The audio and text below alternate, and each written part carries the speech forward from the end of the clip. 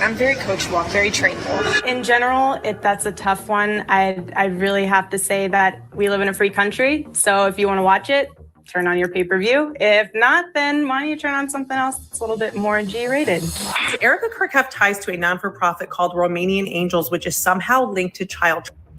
The new Epstein documents didn't just name names, they exposed the main roles. And buried inside those files is confirmation that erikakirk wasn't just in Epstein's world. She was actively operating inside it as a recruiter. And once Romania shows up in the paper trail, that's when this stops being speculation and starts looking coordinated. Because this isn't about who Erika married later or how her life turned out after. This is about why her name keeps surfacing in places it shouldn't. The documents show repeated access and repeated involvement in the same recruitment system Epstein depended on. Epstein didn't run his operation alone, and he didn't rely on random people. He built a system that depended on women who could move.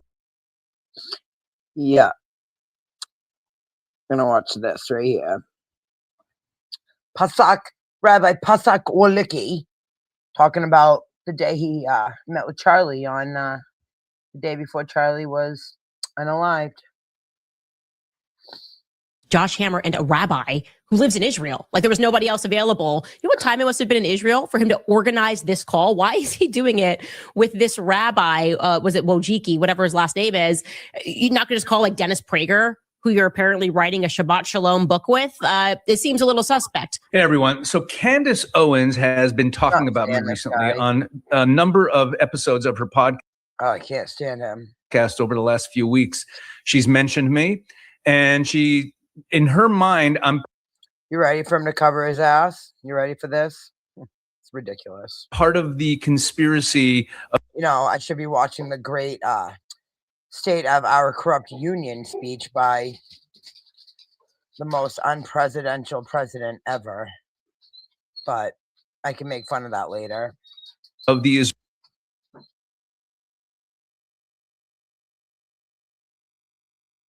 Israelis taking out Charlie Kirk, because I was one of the last people to talk to him, and I had a relationship with him. So I want to play a couple of the clips of her talking about me, and just give my take and share my response and give my side of the story, as it were. But also towards the end of this video, after I play the second clip, I'm going to talk about why her whole claim that I was, I'm some sort of nefarious character connected to the Israeli government that, had something to do with Charlie Kirk's murder is so absurd. So let's hit the first clip. Here we go. So this is from approximately 2 weeks ago. Organize this Zoom call for the express purpose of trying to make sure that he had all the best answers, the best messaging advice for how to speak about Jewish-Christian relations and the Israel question on college campuses. Okay, first and foremost, I just want to say he's so full of crap. The idea that Charlie had just gotten back from Korea and was like, oh, please help me, Josh Hammer. You're a complete idiot. Please help me learn how to speak to college students. Josh Hammer and a rabbi who lives in Israel. Like there was nobody else available. You know what time it must have been in Israel for him to organize this call? Why is he doing it with this rabbi? Was it wolicki, whatever his last name is? You're not going to just call like Dennis Prager, who you're apparently writing a Shabbat Shalom book with? It seems a little suspect. So you're actually clarifying for us something that's amazing. This is a stunning admission, okay? Because we know that when Charlie got off of this phone call, he texts that evening a text message to Dan Flood and Andrew Colbert saying, they're going to kill me. You should have left it at September 8th because now the September 9th schedule is looking a little bit suspect. Let's pull that up. I want you guys to see this. Let's go to September 9th first. Okay. So we know, which I've been able to confirm, that Charlie had an appearance in the Will Kane show. That's from his TPUSA office. Erica said that Charlie had the call with Josh Hammer around this time. This is, guys, just so you know, this is Arizona time, okay? That she was getting her nails done around this time. That's what she told me in person. Well, 3:54 p.m., she's referring to the chat. Charlie sends out that text message regarding leaving the pro-Israel cause. 6 o'clock p.m., again, this is according to Josh Hammer, because he says 2 hours later, which would have been 5:54 p.m., 6 o'clock p.m., Josh Hammer and this rabbi that literally is based in Israel have a Zoom call with Charlie. So he sends a message. The chat explodes. People are pulling out their money. He's saying, I have no choice to abandon the pro-Israel cause. Then this rabbi stays up and Josh Hammer stays up. They have a call with Charlie about talking points to do what he's done his entire career because he doesn't know how to do this himself. He's turning to Josh Hammer, who he does not have a great relationship with, to help him massage out his points. Okay. He's getting messages from Bob Shillman. Everyone's pulling out their money. And then we know that after that, he's going to have dinner with Erica and the kids and a priest to pray over him, according to Erica. We are told that that prayer is related to a Jezebel article that published. By the way, I want to say, I actually don't believe that at all. I'm just going to put that out there. Like, just because of my relationship with Charlie and how much we texted about ridiculous articles and laughed at them, for me to think that suddenly on some feminist website, somebody wrote something saying they bought an Etsy spell that would send him so over the edge that he would call a priest doesn't pass the sniff test for me. But we just looking at the schedule. He's fighting with Jewish donors. They're taking out his money. Bob Shillman takes out his money. He then schedules this call with a rabbi and Josh Hammer. No, they were talking him off of the cliff. He's in the chat. He's saying, I want Candace back. Confirmed. This happened on September 9th now. I want Candace back. I want to have her. He's also texting other people saying, I want to have Candace back. Confirmed on September 9th. Now you've got, a panic call. Come on, just talk. Let's talk through this. Don't bring Tucker and Candace. Let's talk through this. He's not looking to debate with a rabbi. Hey, help me debate. This is asinine. They want us to believe he needed a rabbi, a priest, and a pastor in the last 24 hours of his life, all helping him with talking points. Okay. So then get that schedule back up. He ends this call. He has to have dinner in this hour, which I've confirmed. He did have dinner with his family and the priest to pray over him, this priest, at dinner. And then he messages Dan Flood and Andrew and says they're going to kill me. But he was obviously talking about the trannies. His day was being impacted by Israel. He was referring to Israel when he said that. Okay, so first of all, at the beginning there, where she says, he's talking to this rabbi to get talking points on Israel. How come he couldn't just go to someone like Dennis Prager? Now, let's just get this out of the way. Let me explain my relationship to Charlie, and it'll hopefully this will make some sense, just in case you're believing Candace's theories. Yeah, motherfucker, we do believe Candace's theories. You are a fucking shady individual. Look at your face. You don't look at all like you can be trusted. PASACK, wolicki.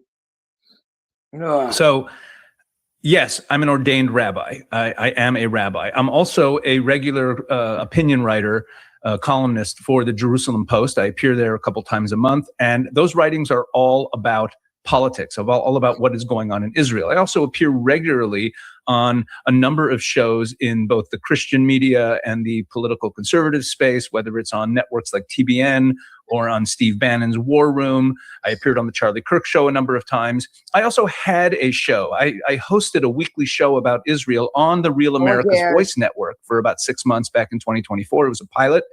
And the Real America's Voice Network, in case you don't know, that's the same network that Charlie Kirk's show is on, that Steve Bannon's show is on, that Jack Posobiec's. Yeah, the same network that's bought and paid for by Philadelphia show is on. It's the MAGA network, and I had a show on that network, and I also appeared on their morning show regularly. Certainly is a MAGA network because everyone is still shilling for Trump over there. It's fucking sick. I haven't watched that channel since the day after Charlie died. And all of those appearances are all about politics. I'm a political commentator, besides the fact that I am a rabbi. Now, if Candace had simply Googled my name, I'm pretty easy to find. If you Google my name and just see what I do, you'll see that that is what I do. So this, just painting it as, he's got this rabbi, he's got this rabbi, he's got this rabbi. The fact that I'm a rabbi is not really relevant to this conversation. Charlie used me as a resource from Israel. Now, why wouldn't he just go to Dennis Prager? Okay, Dennis Prager is a Jew. He's an American public intellectual. He's written some wonderful books, and he does talk about Israel, but he's a thinker who's American and talks about America most of the time. The entire reason I had a regular relationship with Charlie was that Charlie liked to stay informed about every topic that he covered, okay? And without your help, Charlie definitely didn't know anything about Israel, right, buddy? the conflicting information and different opinions flying around about Israel, Charlie created a WhatsApp group, the famous WhatsApp group. He created a WhatsApp group to discuss Israel issues. Okay. And in the WhatsApp group, he put a couple members of his staff and some people that he knew that he trusted on the Israel issue. And when he was putting the WhatsApp group together, This guy is so annoying. Oh my God. Is anybody else like totally annoyed by this man? Or is it just me? Is that horrible of me that I'm totally irritated by this man? he wanted to actually have a person from Israel in it. Oh, wow. Why would he have this rabbi from Israel? The reason is because he wanted, if he's going to cover an issue and he's going to talk about an issue, he doesn't want all of his information to come from people who are far away from the issue. Okay. He wanted to actually have a source on the ground in Israel who knows the politics, who knows what's going on there. But he also was looking for someone who understands his political viewpoint, who understands MAGA, who understands America First politics, and that he could trust. And because he knew me, and because he knew of my relationship with other people in the MAGA movement, he was aware of my close working relationship with Steve Bannon, and that I'm a regular on Steve's show. Charlie was very close to Steve, and so he was aware of me from that. So he knew me from my involvement in the MAGA movement. I'd met Charlie a few years earlier at Turning Point USA's America Fest, which I attend every year. Okay, so he knew that so here I am a Jew from Israel. I'm an Israeli who understands MAGA, who's also a political commentator, so I'm on top of the issues. That's a pretty good resource. I'm not trying to toot my own horn. I'm not such a famous guy, but I'm out there in public. It's easy to know what I do. And it makes sense that to add to the group of resources about Israel that he was talking to, I was part of that conversation. Okay. So they go, why doesn't you just go to Dennis Prager? Look, Dennis Prager's wonderful, I guess, whatever you think of Dennis Prager, but why he wanted someone from Israel who has his finger on the pulse of the politics there. So that's why I had this relationship with Charlie. And that's why this was put together. Now, as for the Zoom call she's talking about, what she's referring to there is a Zoom call that Charlie had the night before he was killed about Israel. Now, why did he have this Zoom call? So first of all, this Zoom call was not a sudden Zoom call. It wasn't an emergency call to talk him off the ledge or anything like that. This Zoom call was on the schedule for weeks in advance. And it was put on the schedule by Charlie because it was the night before he was starting his next campus tour. Now, a lot of people don't realize that a huge number of the questions that Charlie would get asked on his campus tour were always about Israel. And he hated that. It drove him nuts because he was there to talk about America. And he would get asked all these questions about Israel. It was something like half the questions he got asked were about Israel. And he wasn't an expert on Israel. So he wanted to prepare to go out on campus and talk about Israel. I wasn't giving him talking points, but what he did was, in advance of the call, his staff provided me with the most commonly asked questions that he got about Israel. And then I prepared information about it. He didn't accept every point that I made. That's fine. That's not what it was about. But he wanted to talk through the talking points. And there were a number of people on the Zoom call. Josh Hammer obviously was on it. He said that, but it wasn't just me and Josh Hammer. There were a number of people there. I'm not going to say who they were because it's not my place to disclose who else was on the call, but there were some other people from Charlie's staff. There were people there on the call, and we were going through and talking through these issues, and me as the expert from Israel was providing my insight on these issues. That's what the call was about. It was called by Charlie. It was on the schedule for weeks. Okay. So that's what that call was about. That's what my relationship with Charlie was. That's why I had a relationship to Charlie. Let's take a look at the. So you were basically Charlie's Israeli go-to guy for any info he needed on Israel. Okay, got it. Second clip now. The day before, as we know, Charlie messages a group of people and says that he is abandoning the pro-Israel cause, and he means it, okay? He's also texting people who work at Turning Point USA, and he's saying he wants Candace back at AmFest that year after the Zionist peer pressure to keep me off of the roster. He wasn't allowed to have me. Charlie's done. He is done. That's now a fact. He signals to his troops that he doesn't care about the money, does not care about the money anymore. He wants them out. He then has what looks like an emergency Zoom call with Rabbi Wolicki. Now, I want you to bear in mind, this is 4 a.m. in Israel. Rabbi wolicki lives in Israel. It's 4 a.m. and he's going to jump on this call with Charlie. And he was just on this chat. He was on. Okay, before we go on, let me just throw this in. I was in Buffalo, New York. I travel a lot for my work, and I was speaking at a church, a pro-Israel church up in Buffalo, New York. I do a lot of speaking in churches on behalf of Israel, and so it was not 4 a.m. in Israel. Thank you very much, Candace. On the chat 2 hours earlier before this call, when Charlie said that he would no longer be bullied by Jewish donors who play into all of the stereotypes, that chat, that notorious chat, which also featured Josh Hammer. Okay. Josh and the rabbi 2 hours later are going to jump on this call. And later on, after Charlie was assassinated, Josh and Eric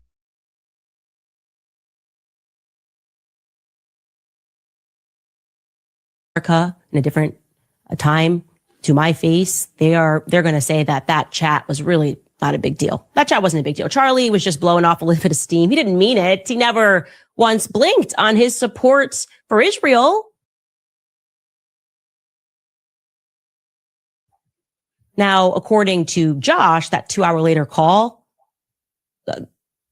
that was just because Josh Hammer's brilliant. He's a mentor. He was a mentor somehow to Charlie when it came to debating, and he really just needed some good talking points. He was angry at Israel, but he was just blowing off some steam, and then he was back and wanted to focus on these talking points. And so apparently he needed Josh Hammer, and he also needed this rabbi all the way in Israel who agreed to wake up at 4 a.m. his time to help Charlie with talking points to college students. It's not exactly doing some main stage event up against some big political player. He needs help debating college students. So never mind the fact, let's just park aside the fact that Charlie was known as a boy wonder for doing just that. That's how he made his name, debating college kids. This time, for whatever reason, he needed some pointers, and these were the two that were best suited for the job. Okay. What we know happens thereafter is Charlie concludes this call with Josh and the rabbi, and then he sends off text messages to his security chief, Dan Flood, also to Andrew Colvett, and he says to them that they are going to kill me. Who is they? Well, Erica wants us to believe that he was referring to the left, or maybe even an Etsy witch, right? Some Etsy witch who put a curse on him. Because don't forget, we were also told that the definitely not at all Catholic Charlie had a priest come over and pray over him as well after he has this debating pointers handed to him and texting people saying he's going to die. He also was not at all Catholic and needed a priest to pray over him. And by the way, don't forget, he also apparently had no fears the next day, Erica says. She has his phone, but we had a priest praying over him.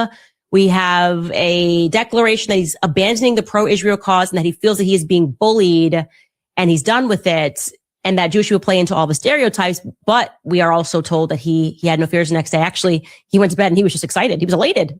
He couldn't sleep because doing college campus events was so brand new to him that he felt like a kid on Christmas morning. I'm just going to jump in here and tell you that's a lie. All right. So here Candace is saying that, like, oh, this is absurd. He's consulting with this rabbi. Okay.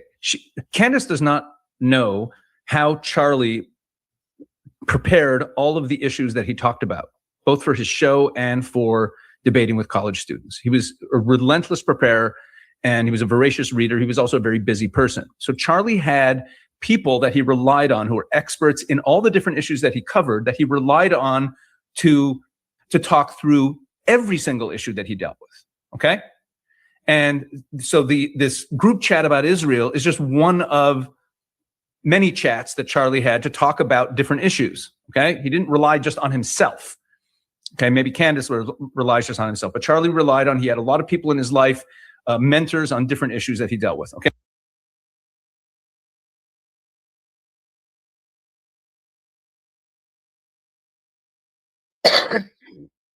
Poor Charlie. He was infiltrated by all these fucking creeps.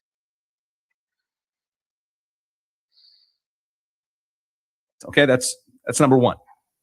Now, and I already mentioned the fact that it was not 4 a.m. I was in Buffalo, New York. I was stateside. Yeah. And you already that mentioned this that. We got that this meeting had been planned for a while. And let me explain Charlie's position on Israel, because now you can take my word for it or not.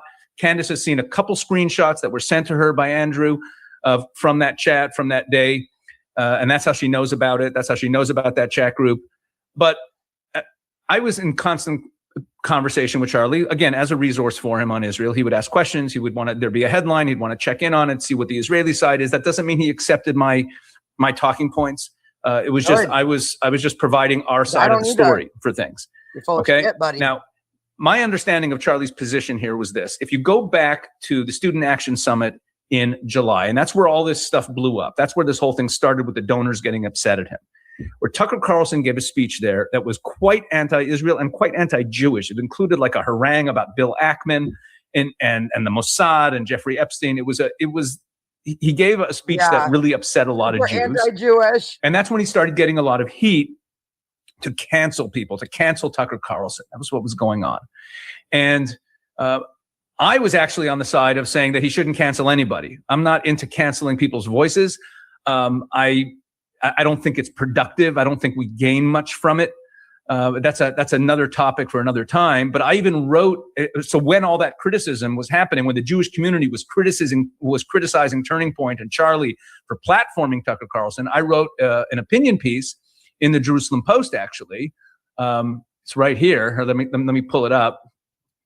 Here, I wrote an opinion piece in the Jerusalem Post defending Charlie Kirk for platforming these people. And in it, I talked about the fact that we can't have this purity test. We can't be, insisting that people, agree to everything Israel says in order to platform them, and we have to be smarter about it. This isn't about political purity test. The pro-Israel movement cannot afford to demand absolute ideological conformity, and this was a case that I was making in my column, in this column that I wrote in the Jerusalem Post. Okay, and around that time, I also appeared a couple times on the Charlie Kirk show. This was all part of my defense of Charlie for platforming people like Tucker Carlson. I never called for him to cancel any voices. Now, Charlie did not agree with the things that Tucker said about Israel. Charlie had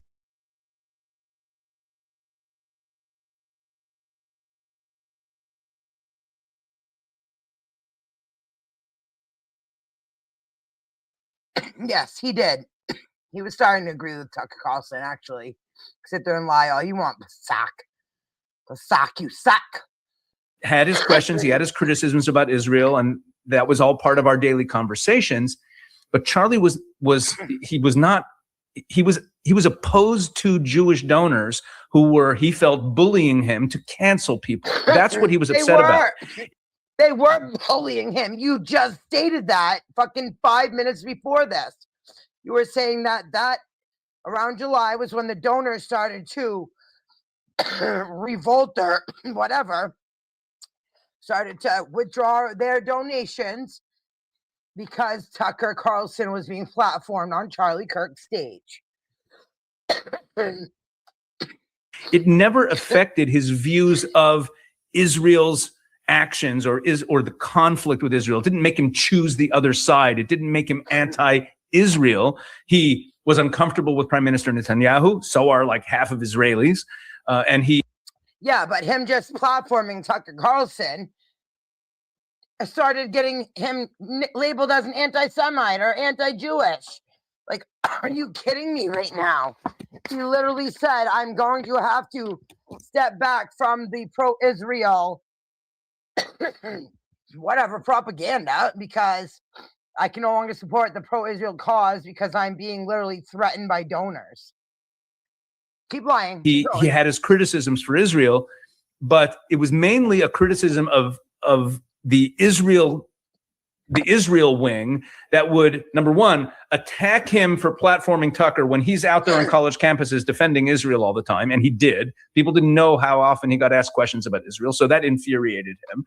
And at the same time, as we all know, Israel is the most important body of people in all of the land. As we know, Israel is if it's the only ones that actually should matter over every other religion, culture, or ethnicity.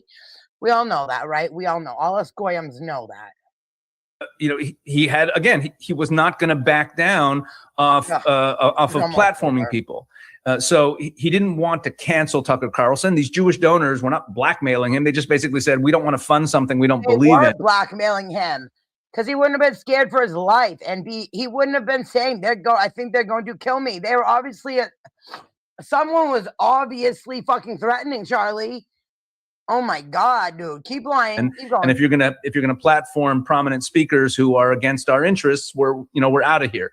So that's what that conversation was about. Charlie was upset about it. It's true, and I have to say that earlier in the day, when Charlie sent that, literally, your interest is committing genocide on other nations, other countries. That's your interest, because that's literally all Charlie was starting to say, is that genocide is bad, no matter who you are. And I mean, he started questioning the amount of children and women and people that were being killed in Gaza, in Palestine. It's funny that this guy is saying all this shit, really. I mean, really, it's very telling. It's very telling to me, at least, that like the stuff that's coming out of this guy's mouth right now. Out that text message saying, I'm done with the pro-Israel movement. I'm going to invite Candace back, because this Jewish donor pulled out. From my perspective, I remember reading the text thinking to myself, I wonder if he's going to cancel our Zoom meeting tonight. Because again, this Zoom meeting to talk about Israel the night before his campus tour was on the schedule for weeks. Ready? They've given me all the... Oh my God, this guy is making me so fucking It was scheduled for weeks, to talk to this rabbi about talking points for college students on the pro-Israel movement. They'd given me all the questions to prepare, and I was getting ready for this meeting that I was going to have.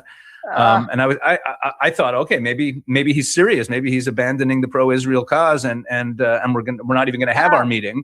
But he wanted to have the meeting anyway. So we had this meeting. Now, here is the thing that I said at the beginning that I'll really point out the big problem with this whole theory of Candace's. So. What opinion. There's no problem with it. It is Candace's opinion, okay? Because unfortunately, Charlie is no longer here to tell us what really happened. It is Candace's opinion. There is no problem with it. There's nothing wrong with it. We're all entitled to our own opinion, which you stated 20 minutes ago, saying that I did not want Charlie to cancel anybody. I believe everybody has a right to voice their opinion. But now listen to him. Candace, but not Candace. Not Candace. No.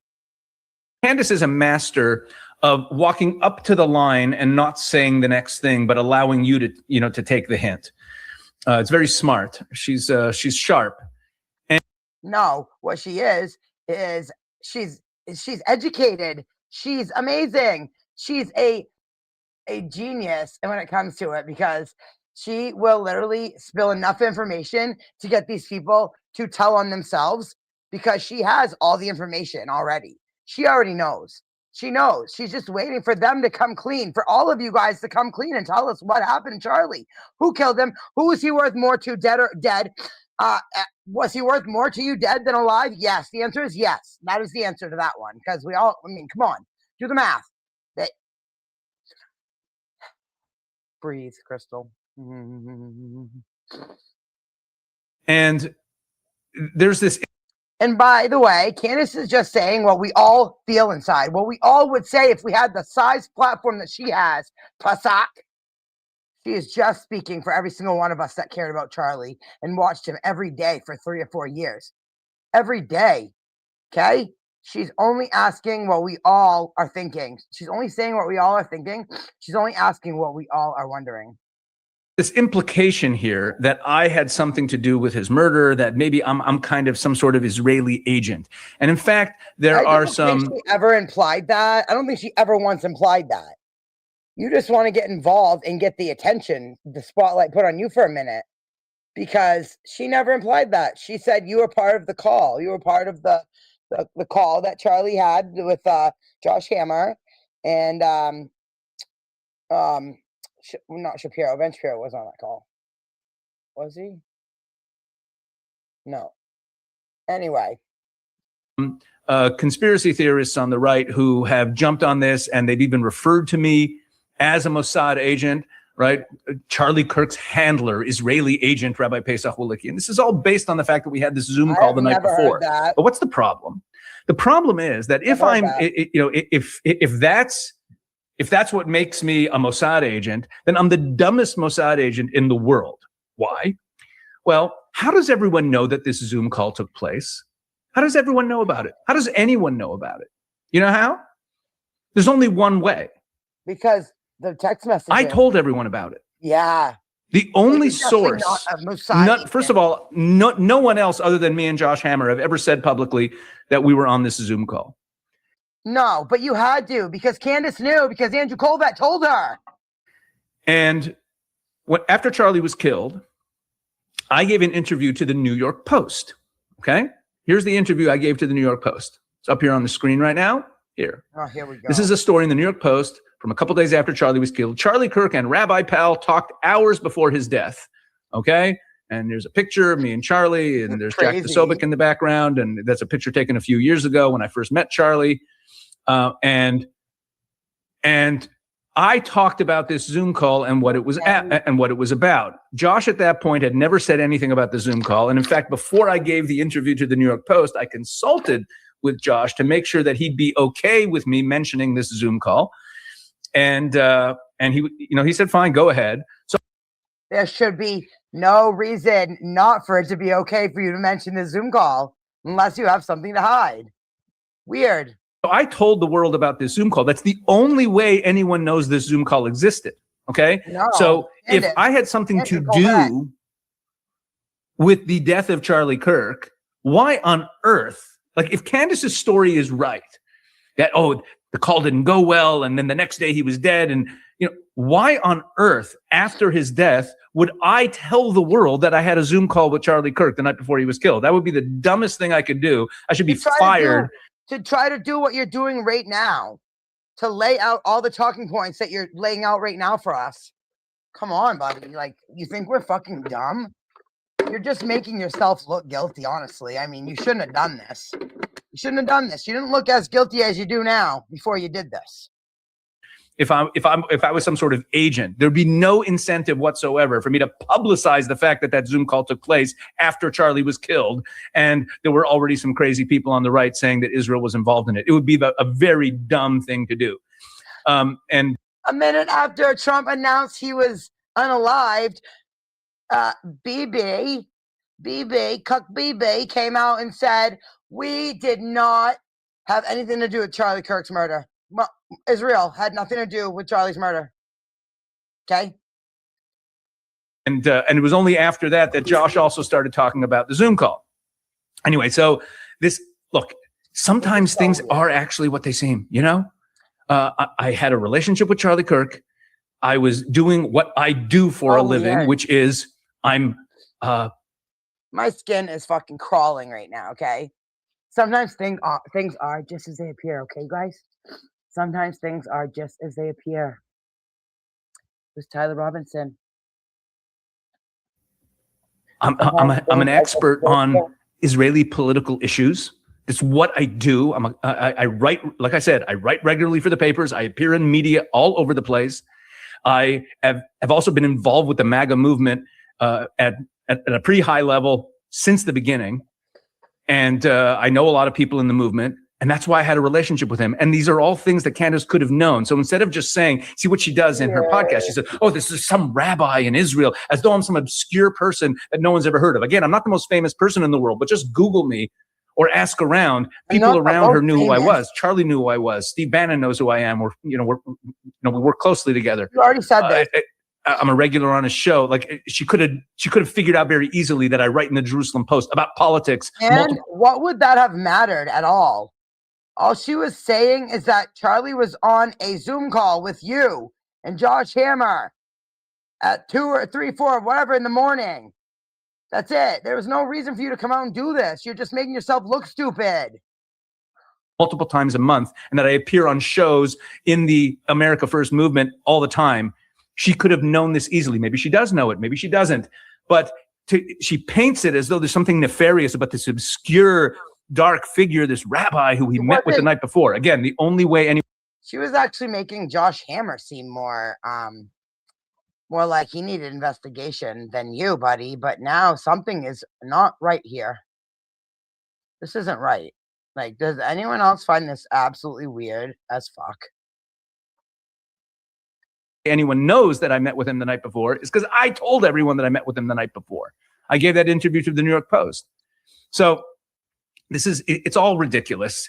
But it serves her purposes. You know, inventing stories about Israel. Candace Owens, even this video I'm making now, she's so famous right now and she's so prominent right now. Mainly, does that upset you? Does that upset you, PASACK? Does that upset you? Because it sounds to me like it does, as you have to keep pushing I write for the New York Post. I'm in the Jerusalem Times. I write this. I do this. I'm on America's Voice all the time. It's weird.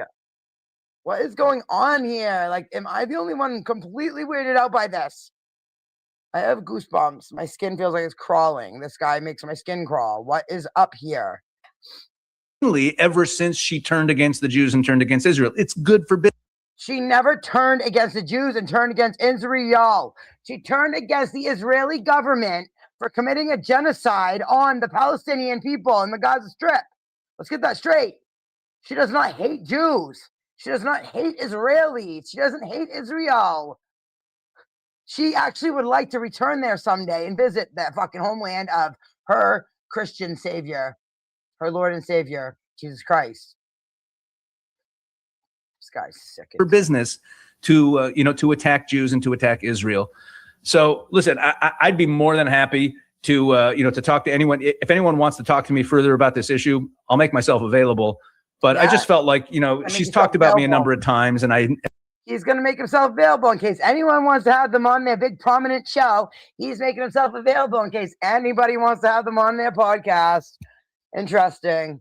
Sounds to me like someone's jealous because Candace is ultra famous right now, as he says, and she's got the spotlight on her and blah, blah, blah. Oh my God, dude. I should email him and try to get him to come on my YouTube channel, my little small, teeny, tiny YouTube channel. I've never said anything about it, and I figured I would finally just put something out there and just respond to everything Candace has been saying. I hope you're finding these videos helpful. Please share this and share it around. Because we have to share it around so everyone knows I have a column in the New York Post. I write for the Jerusalem Times. I do this. I'm on Real America's Voice weekly. I'm on the Steve Bannon show. Blah blah blah. I'm on the Charlie Kirk show. Oh my God! Share this around. Push back on all this nonsense and all these lies. God bless. Wow. We have evidence of a sophisticated surveillance operation targeting a Calvary Chapel church. This is what the Israeli government is really in the greater San Francisco Bay Area over a year, even longer, since COVID, really. A continuous tracking of millions of devices, not just this one church, but it's happening all over California and other states as well. What I'm going to explain to you might sound insane. This is Dangster. I'm sure everybody on my channel knows Dangster. Dangster is badass. He's amazing. He's an awesome motherfucking dude.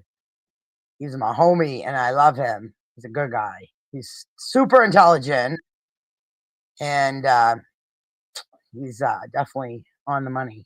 Definitely following the money. Insane. And I need you to understand, this is just the beginning. Over the next few weeks, maybe even months, I'm going to go through multiple videos, live streams. I'm going to lay out everything I've found, literally every entity, every dollar, every organization that you've been told to trust. Let's see if I can find a shorter clip. I know Rail Base has.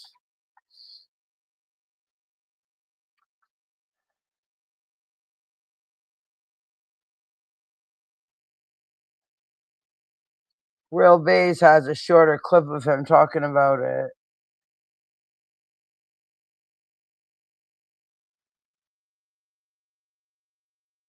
Where is he?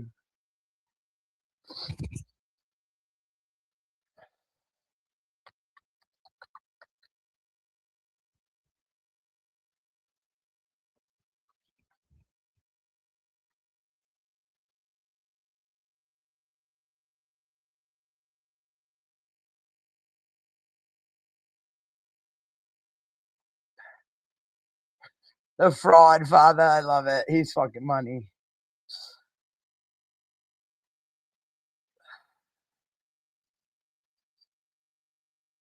Right here. This one right here. Watch this shit. This is crazy.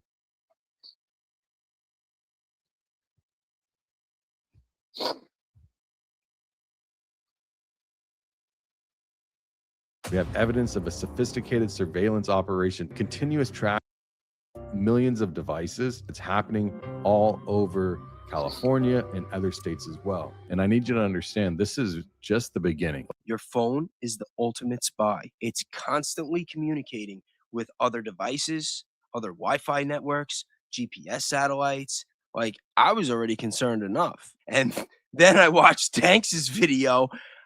I was just like, Yeah, me too. and I'm sorry, but I think that all places of worship should be off limits. Mm-hmm. Off limits. If a Walmart or a Geofencing. Best Buy or a Target or one of these big corporations wants to use geofencing Which so they that they can probably try to sell do. us more stuff, They probably do. even that should be regulated. But whatever. I mean, that's what we're going to get for living in a capitalist society. But places of worship, whether it's a church, a synagogue, a mosque, should be off limits. Shout out to Danks. He knows way more about this than me. And when you guys watch this Yep, video, me too. I think that you're going to be just as concerned as I am, if not more. And Yep. he's going to explain everything way better than I could. So let's just get to it. We have evidence of a sophisticated surveillance operation targeting a Calvary Chapel church in the greater San Francisco Bay Area over a year, even longer, since COVID, really. A continuous tracking of millions of devices, not just this one church, but it's happening all over California and other states as well. What I'm going to explain to you might sound insane, and I need you to understand this is just the beginning. Yeah, first off, I just want to say that I don't think he's exaggerating at all.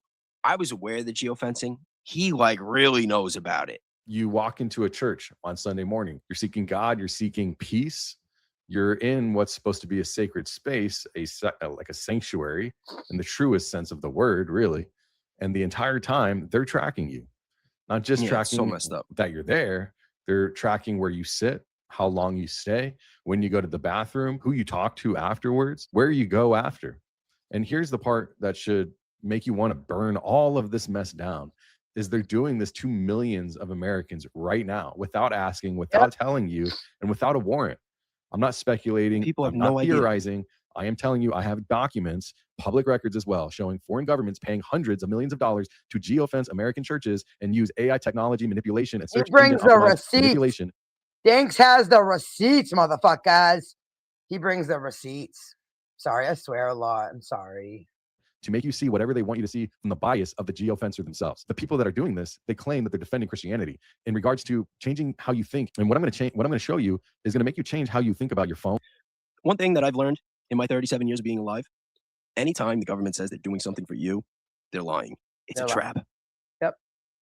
Your church, your privacy, and who you can trust and where you go and who you're around. It's that serious. Let this sink in. Good. Now, a lot of what I'm going to tell you has already been documented on the website that I've been building, AmericansForTransparency.org. You can verify all the claims that I've made, all the FARA documents that are from government official websites and PDFs, all the money trail that Yeah, I'm going to put the link for that website and for this video in the description so that you guys can check it out. put in the interactive map. We have evidence of a sophisticated surveillance operation targeting a Calvary Chapel church in the greater San Francisco Bay Area over a year, even longer, since COVID, really. A continuous tracking of millions of devices, not just this one church, but it's happening all over California and other states as well. So this diagram right here shows There's like 8,000 churches as of now that are using this technology to geofence the location, geofence the area, and track each and every single cell phone that goes into that geofenced area. the way a geofence works, right? It'll sit around an entire parcel, a parking lot, for example, the lawn, everything, and another around just the buildings, sanctuaries, classrooms, the bathrooms, everything within this location. Every person who walks through that invisible wall has their phone literally tracked without their knowledge or their consent. Now, this has been happening for data and the ability to sell advertisers data, but now they're using this to manipulate the way you think about the world around you. The technology I need you to understand is not about any particular church. This is just a way for them to get to millions of people. This is actually about the technology they're using to deploy this. And it's a methodology being deployed nationwide against mostly religious communities. Once you understand the full scope of this, the surveillance system itself, you'll realize that there's really nobody that's safe. Even me, I don't go over many places, and I am concerned about being geo-tracked, geo-fenced, hopped, whatever you want to call it. This isn't just geofencing. Okay. It's not just that. Everyone says, oh, I know what geofencing is. I've heard of that. No, you don't understand how serious this actually is, because they're doing something way more invasive, and it's called GEO technology. And it combines geofencing with Bluetooth proximity tracking and Wi-Fi fingerprinting to create the most sophisticated civilian surveillance system that's ever been deployed in the history of technology. So here's how they track everyone. They draw an invisible digital fence around perhaps a church or a location that they want to target, and they use GPS coordinates of that location. When your phone crosses that boundary, they capture your unique device ID, your exact GPS location, your Wi-Fi MAC address, your Bluetooth identifier, and the timestamp of every single moment you're within that location. You think you're just going to church, but they're logging you into a surveillance database while you're there. And this is where it gets truly insidious, is that while you're sitting there in that pew praying, for example, your phone is constantly pinging to every other phone around you via Bluetooth. It's an invisible, automatic, can't stop it system until your phone is completely shut off. And basically it's your phone pinging out to other phones around it saying, hi, I'm device number 12345. Who else is here? I'm here. Every other phone in that sanctuary responds with, I'm device number 67890. I'm 6 feet away from you. They capture all of that information. Every Bluetooth has a handshake with every one of them having a proximity ping. So they're building a map. Who sits near you, who talks to who after service, who's friends with who's in the same family, who's having conversations in the parking lot. All of that information is being tracked. They're mapping your entire social network. You leave church, you grab lunch, you stop at the grocery store, you go home. Your ID from your device is now flagged. So you're in their system. But here's where the technology becomes more of a weapon of mass surveillance. I truly believe that if people understood the extent of what was going on, that they would feel a way about it. And that's why I'm just trying to raise awareness. I feel a way about it. Thanks, too. Anything else. Everyone whose phone pinged your phone via that Bluetooth I just told you about is now also tracked. So you sat next to someone in church, your phone did an automatic Bluetooth handshake. Now, when somebody leaves to go somewhere, the system will literally follow them too. So it's not just you, it's every single person that your phone has pinged. Let me show you exactly how this spreads like a virus. All right. So you go to church at 10 a.m. There's hundreds of people at church. Every phone pings maybe 8 to 10 nearby devices through that Bluetooth. And then those phones are pinging other phones and they gain distance that way. That's how the Bluetooth. Remember, your phone is the ultimate spy. It's constantly communicating with other devices, other Wi-Fi networks, GPS satellites, not to mention the apps, all the apps we have. So if you end up in one of these areas that's being geofenced and they get into your phone and then they start tracking you and then tracking who you come in contact with, before you know it, they have a pretty big database. And what do they plan on doing with it? Device ID pinging hops from person to person and gains ground. So they know how many connections that they can log through that pinging.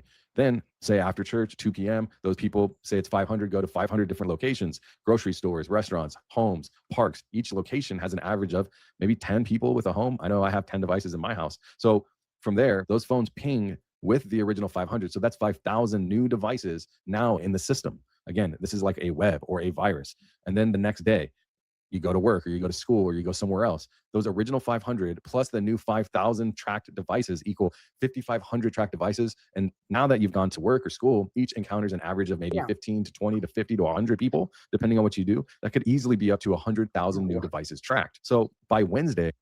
And that means that people that don't even go to church, everybody's being affected by this. Oh, baby. That's crazy, dude. It's fucking crazy. Anyway, I wanted to share that with anybody and everybody who wants to see it.